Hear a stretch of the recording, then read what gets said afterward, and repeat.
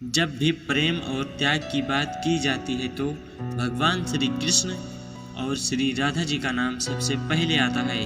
लेकिन क्या कृष्ण भक्त जानते हैं कि उनके प्रिय श्री राधा जी की मृत्यु कैसे हुई थी और भगवान श्री कृष्ण ने अपनी बांसुरी को क्यों तोड़ी थी? श्री कृष्ण की प्यारी श्री राधा रानी थी।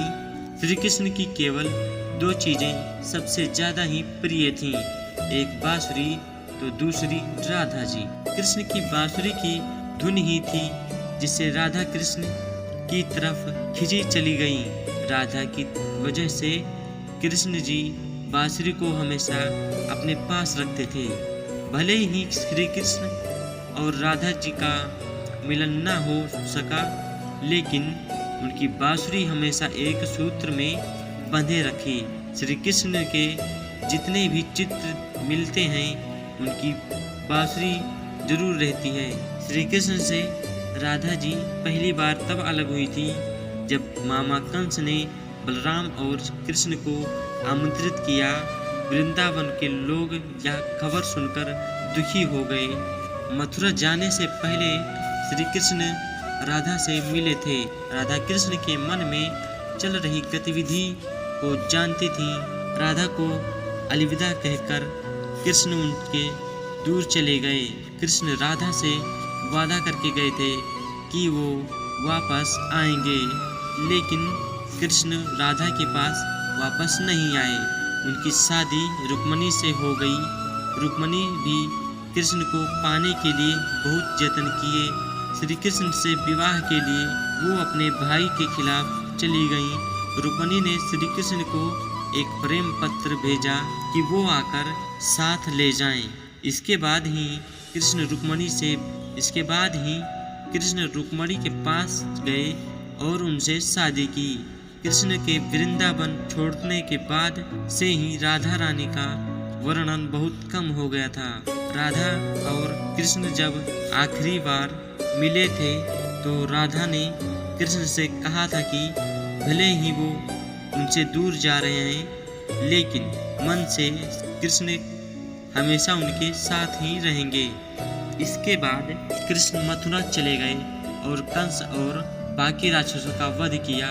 इसके बाद प्रजा की रक्षा के लिए कृष्ण द्वारका चले गए और द्वारकाधीश के नाम से लोकप्रिय हो गए। जब कृष्ण वृंदावन से निकल गए तब राधा की जिंदगी में अलग ही मोड़ ले लिया था।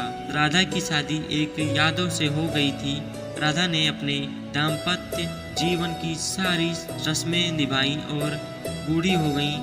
पत्नी के तौर पर सारे कर्तव्य पूरे किए। दूसरी तरफ श्री कृष्ण ने अपने दैवीय कर्तव्य निभाए। सारे कर्तव्य को पूरा करने के बाद राधा आखिरी बार अपने प्रीतम श्री कृष्ण से मिलने गई। जब यह द्वारिका पहुंची तो उन्होंने कृष्ण की रुक्मिणी और सत्यभामा से विवाह के बारे में सुना, लेकिन वह बिल्कुल दुखी नहीं हुई। जब कृष्ण ने राधा को देखा तो बहुत प्रसन्न हुए। दोनों संकेतों की भाषा में एक दूसरे से काफी देर तक बातें करते रहे। राधा को कान्हा की नगरी द्वारका में कोई नहीं जानता था। राधा के अनुरोध करने पर कृष्ण ने उन्हें महल में एक देविका के रूप में नियुक्त किया। राधा दिन भर महल में रहती और महल से जुड़े कार्य देखती। मौका मिलते ही वह कृष्ण के दर्शन कर लेती। लेकिन महल में राधा ने श्री कृष्ण के साथ पहले की तरह आध्यात्मिक जुड़ाव महसूस नहीं किया। उन्होंने वह दूर जाकर दोबारा श्री कृष्ण के साथ गहरा आत्मीय संबंध स्थापित कर पाएंगी।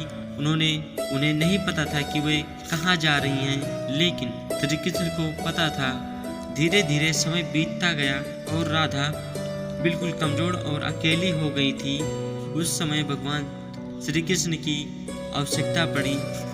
आखिरी समय में भगवान श्री कृष्ण उनके सामने आ गए। श्री कृष्ण ने राधा रानी से कहा, मांगो जो भी मांगना है, लेकिन राधा ने मना कर दिया। कृष्ण ने दोबारा अनुरोध करने पर राधा ने कहा कि वो आखिरी बार उन्हें बांसुरी बजाते हुए देखना चाहती हैं। श्री कृष्ण ने बांसुरी ली और बेहद सुरीली धुन के साथ बजाने लगे। श्री कृष्ण ने दिन रात बांसुरी बजाई जब तक राधा आत्मिक रूप में कृष्ण के विलीन नहीं हो गई। बांसुरी की धुन सुनते सुनते राधा ने अपने शरीर का त्याग कर दिया। कृष्ण जानते थे कि उनका प्रेम अमर है, उसके बावजूद वे राधा की मृत्यु को बर्दाश्त नहीं कर पाए। कृष्ण ने प्रेम के प्रतीक अंत के रूप में बांसुरी तोड़कर झाड़ी में फेंक दी। उसके बाद से श्री कृष्ण ने जीवन भर बांसुरी या कोई अन्य वादक यंत्र नहीं बजाया।